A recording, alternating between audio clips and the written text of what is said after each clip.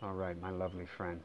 So today I want to talk about what seems to be coming up a lot lately, and that is, I'm going to throw keywords out there: the biology of belief, victimhood, being a victim, disease, illness, stress, sickness.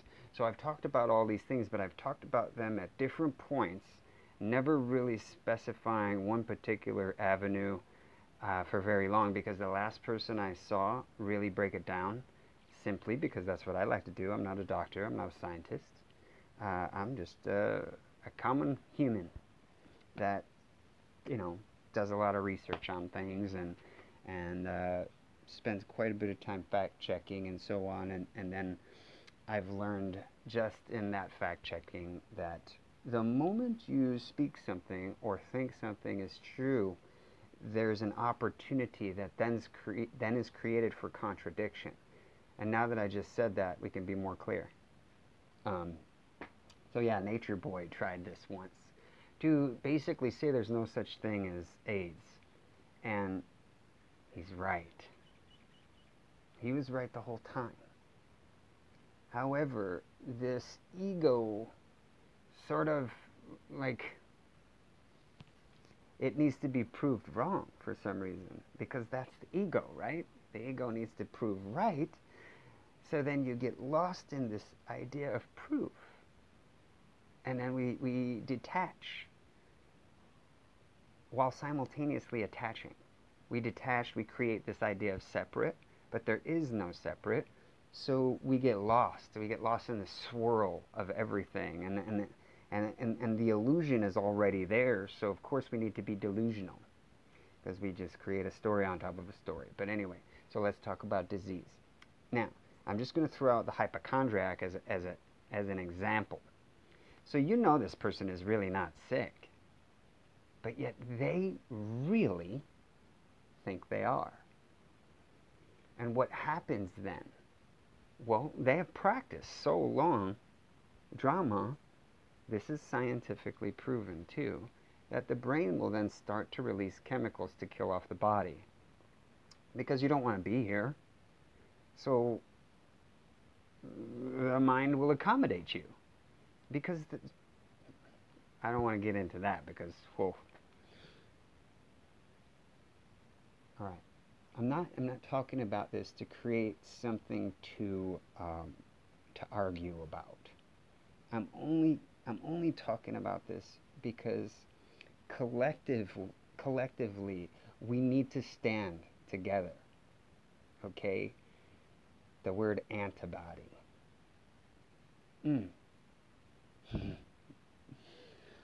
We have the English language is so tricky. Look at it. Watch the words that you're using.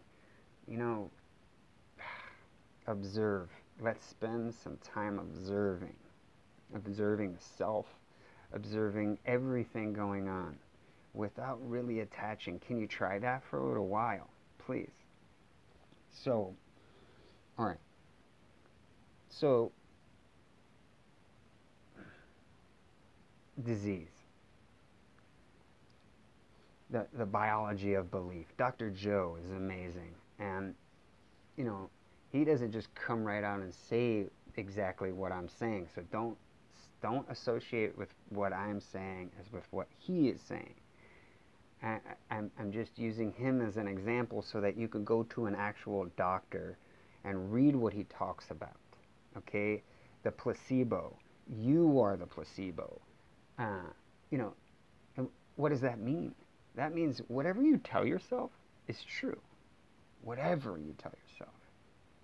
If you want to be a victim, and then in order to be a victim, you have to have a perpetrator.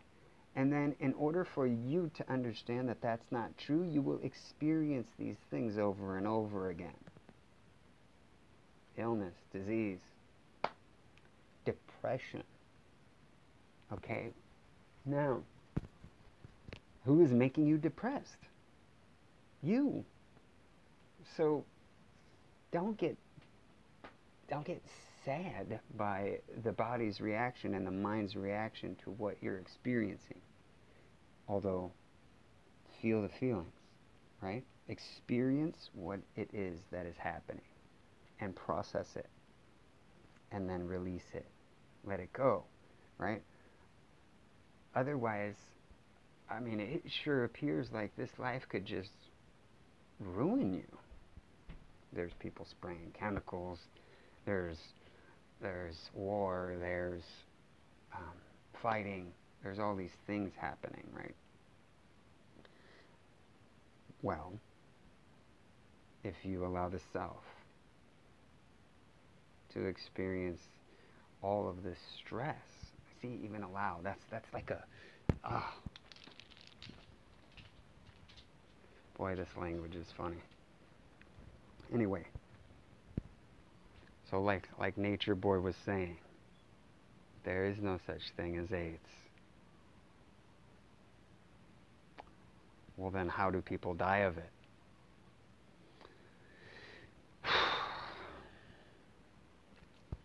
All I'm saying is look into it.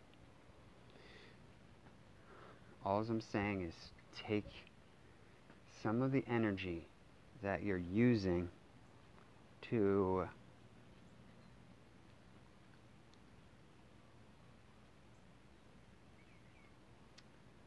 focus on what it is that you think you have, and maybe focus on something different. Maybe do something actually to clear your mind. And if you label yourself depressed, for example, then let that be the beginning. Just say, okay, I'm depressed. Well, what now? Or so the whole point of this video was to simply get to a place that makes you totally present in the now. Because of what would happen, right? So when you're distracted, you're not present. When you are off in the swirl of blame and victimizing and finger pointing, when you're off in this fantasy world, creating story after story, where are you? You're not in this moment. You're not. But what if your daughter is right there? What if your partner is right there? Are you connecting with them? So then, if you're not connecting with the self, what is connecting? What is potentially being experienced? Well, what is your thought attaching to?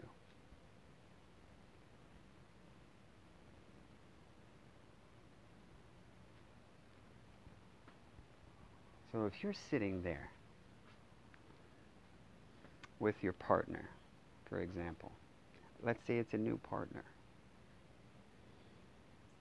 it seems to be really easy to be so focused on your connection with them, especially as a new partner, because it's something new that you've never experienced. So you're observing and you're taking part, you're indulging fully, right? But what if you are in a place of fear? What if you're worried that this person is here to take advantage of you? Then you are removing from the moment, beginning to quote-unquote miss out. So the fear of being taken advantage of now is there. Or the fear of being a victim of some sort of circumstance, some sort of situation, bam, it begins. And now you are not present. You are not dialed in with the oneness.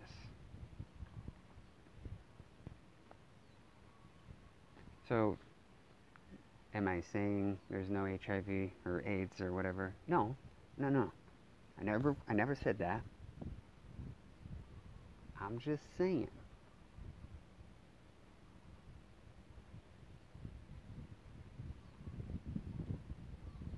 It may be here.